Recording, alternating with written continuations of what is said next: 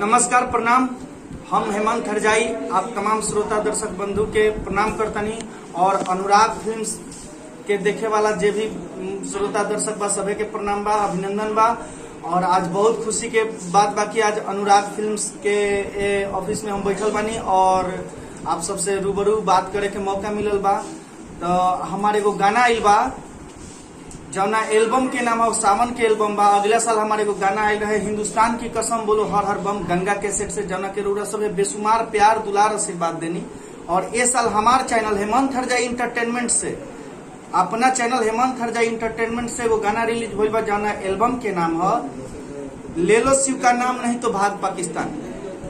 ले लो शिव का नाम नहीं तो भाग पाकिस्तान। और ये गाना बहुत अच्छा बा, मतलब हिंदुस्तान की कसम बोलो हर हर बम से भी अच्छा बा। और हमारा आशा न पूर्ण विश्वास बा कि आप सबके प्यार आशीर्वाद मिली। ये गाना के जम के बजाई लो और अपन प्यार आशीर्वाद दी लो। और हमारा चैनल हेमंत हरजाई इंटरटेनमेंट के सब्सक्राइब करी, लाइक करी, कमेंट करी और शेयर करी गाना के। और ऐसा ही अनुराग फिल्म्स में हम फिर बार जब रोड़ा लोग के प्यार आशीर्वाद मिलत रही, हम अनुराग फिल्म्स में आकर के आप सबसे रूबरू बात करते रहे और हमारा गाना के प्यार आशीर्वाद दी।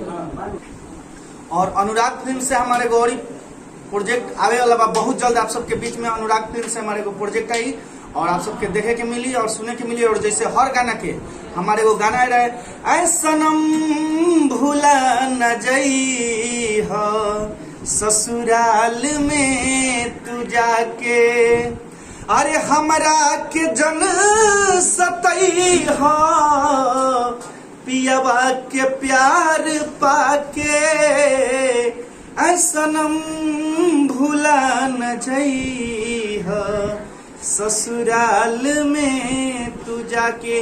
ये गाना के बहुत सारा प्यार दुलार देनी लोग इंटरनेशनल लेवल पर ये गाना हिट भइल। और आज भी लोग अधिकतर लोग के मोबाइल में कलर ट्यून के रूप में सुने के मिलेला।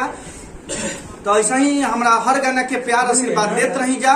और अनुराग फिल्म से हमारे बहुत जल्द आप सबके बीच में गाना आवेला बा और अपन प्यार आशीर्वाद एहू गाना के देव। और हमारे ले लो शिव का नाम नहीं तो भाग पाकिस्तान सावन के गाना बा, बहुत हिट गाना बा, अपन प्यार आशीर्वाद दी। हर हर महादेव, नमस्कार।